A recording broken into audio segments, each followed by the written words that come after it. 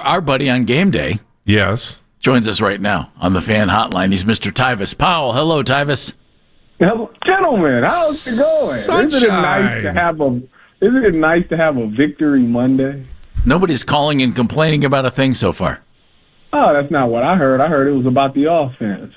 Well, but the complaining has been minimal. That's as opposed to most But Mondays. I got to say, the complaining is off the hook, like shake my head stuff all day that I've heard here today. So, hey, when we left the post-game show, what was our final thoughts, final talk? I said that they needed to take care of the football. Yep. I said that they needed to eliminate explosive plays on defense. Yes. I said that they have to get a takeaway. And did I mention special teams? No, we talked about winning, about how sometimes in the NFL, everything seems like it's against you, and then you win. And guess what? And you were very optimistic about it yesterday. I don't know if I'm refreshing your memory. This was the end of the pregame show. I don't know if I made that clear. I was saying that this is like, we're at that point where nobody expects them to win. So this every year you win a game that you're not supposed to, and you lose a game you're not supposed to. So this could be one of those. All right, so hopefully we've experienced both between Cincinnati and yesterday, and now they can go out and help out the defense and score some points. Those are out of the way now, right? Yes. You would think, but it's a long season, so we'll see. Okay, well, let's start with the positive here. How has the defense done the job it's done so far against three really good offenses? Honestly, I just think it speaks to the culture, and that culture was set 2 years ago, when Jim Schwartz first got here and how that defense was. Last year, I think what happened last year is that they got fatigued because they were out on the field so much.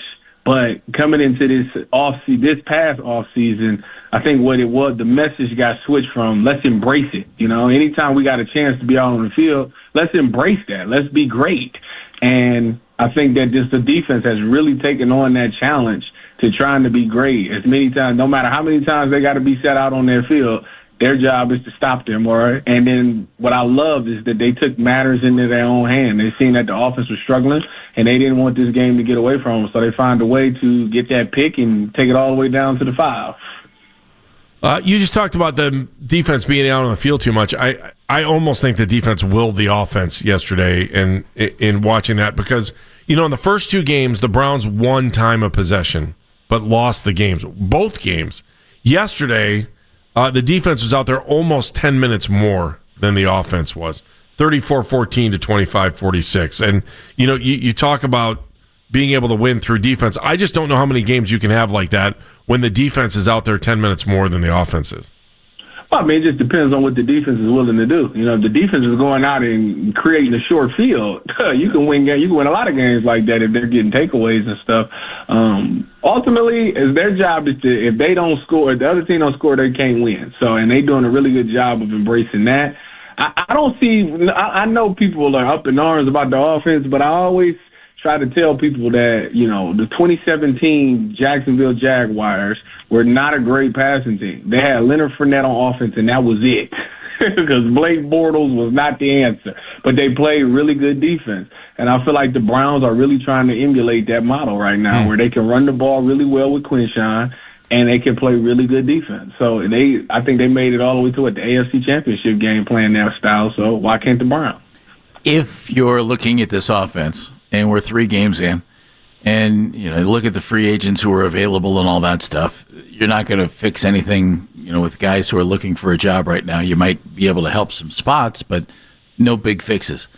How does this get better? You talked about Quinshawn running the ball, without question. How can the passing game get better with the wide receivers, with the cohesion between whoever's at quarterback and the offensive line, Tyvis? Because clearly there's some issues there. Well, naturally, it's going to get better. It's off the simple fact that as long as Quinshawn keeps running the way he's running, the physicality, making these linebackers have to come up, play action will become a thing. And Joe Flacco is really good at running play action. Kevin Stefanski's system requires you to be able to run play action at a high level, at an effective level. And Quinshawn is the driving force behind that. Once these linebackers and these teams realize we have to stop number 10 before he gets going, or he could be a problem, that's going to ultimately make these linebackers play a little bit tighter, make them be a little more aggressive. Now you run the play action, then naturally the passing game should come alive. It's just one of those things that is not happening as fast as we would like. It's on the way. It's in the process. How do I know it's in the process? Because if you go back and watch the tape, some of those receivers is open. Joe, for some odd reason, wanted to check the ball down. But if he gets his confidence back and stands in that pocket, some of the stuff down the field is open. So it's not the play calling, it's the execution from the quarterback, and Joe has to be better at that. He has to trust that his offensive line is going to give him enough time to be able to look down the field and make a play. Let's talk about the offensive line for a second, because this is 2 weeks in a row now that you haven't had your starting right and left tackle. Jack Conklin out again. DeJuan Jones getting hurt. We saw Cornelius Lucas get the start. They moved DeJuan to the other side. How much of the issue of the offense is the offensive line? Well, I think that's something that everybody points to easily because it's an easy thing to do, but I think it's much more complex than that. Is the offensive line great? Not at all. I mean, they have their struggles as well. They get beat. Sometimes you got guys that's holding, even guys like Wyatt Teller. I think he had a holding penalty in this game. So it's getting to everybody. But I think that how you could be effective is if you know your offensive line isn't going to hold up, we got to do a better job. These receivers got to win their routes quicker, If we're going to run short routes and slants and hitches, these guys got to do a better job of winning the route early. So that means the ball can come out. And I think as the game goes on, you start to catch the rhythm for the game. Completions equals confidence. Every time you complete the ball, it's more confidence in that quarterback. It's more confidence in that offense. So they need to start off slow, throwing some screens, throwing some slants, and then as the game goes on, let's start spreading it out a little bit. As that run game become more effective, let's start running some play action and hitting those over routes. Let's start running that bang eight. Back when Amari Cooper was here, they loved that bang eight. Him and Joe Flacco and Amari Cooper hooked up on that bang eight so many times, it was unbelievable. Jerry Jeudy is of the same ilk. I haven't seen it. I'm yet to see the bang eight this year, and I'm waiting to see those things. So there's a lot more to Kevin's offense that still needs to be unlocked. And everybody needs to just do their job, and let's get to that point because this defense is doing a great job of keeping them in the game. It's going to win them some games, a lot of games this season, but that offense has to start doing their part. Tyvis Powell joining us. He's our partner on the Browns Radio Network. Andy pregame with me on postgame. The quarterback situation, Joe Flacco missed some things yesterday. Why? Okay, wide receivers, offensive line, whatever you want to throw in there. If you're the Browns, you just won this football game. How do you approach that position and knowing that your two backup quarterbacks are 3 games into a professional career? It's tough because everybody is looking around like maybe we need to make a change. What's funny is that last year we could, when Deshaun Watson was the quarterback, we complained about the offensive line. We talked about how Deshaun just doesn't have the time. And what's crazy? They made the quarterback change to Jameis Winston, and Jameis was able to stand in the pocket, deliver the ball down the field. Yeah. So he made that offensive line look adequate. Not saying that they were great, but we weren't complaining about the offensive line when Jameis was in there. We was talking about turning the ball over and things like that. So to me, it's like the same thing. If maybe the offensive line would be a little bit better with a guy who's a little bit more mobile, who can maybe avoid some stuff. Maybe he can make them look decent. So I think that's something that you got to monitor. If Joe's going to continue to miss things down the stretch, down the field and those reads, I don't understand what's the point of having him in there. The veteran presence is for those moments right there. And I think he's done a great job. He's a great leader and all those things. But at some point, you still need to look at these guys that's behind him. And Dylan Gabriel, it seems like he's ready. Obviously, we had a little sample of what he can do in the Baltimore game at the end in garbage time. But it looked like a guy that had no problem running the offense, getting down the field and scoring, So I think that at some point, if Joe struggles again in this game, I wouldn't say it's out of the question that he even gets pulled in the middle of the Lions game. What's it like for a team if they happen to rotate quarterbacks? Have you ever seen that work and work really well? Yeah, actually I did at Ohio State. When my last year there, we had Cardale Jones was starting quarterback, and offense was fine. And then they would rotate and put JT in, and for some odd reason, the offense clicked just a little bit better. And then midway through the season, they just made the switch to go to JT.